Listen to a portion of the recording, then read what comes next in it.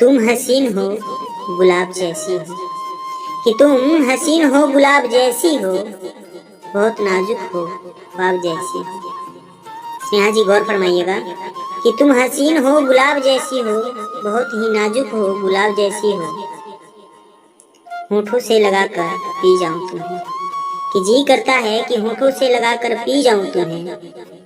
Sir से पांव तक शराब जैसी हो, सर से पांव तक शराब जैसी हो। स्नेहा जी ये शायरी आपको कैसी लगी है प्लीज़ कमेंट बॉक्स में ज़रूर बताइएगा। और अगर वीडियो की ये जरा सी भी अच्छी लगी है तो प्लीज़ लाइक ज़रूर कीजिएगा। Thank you Sneha ji.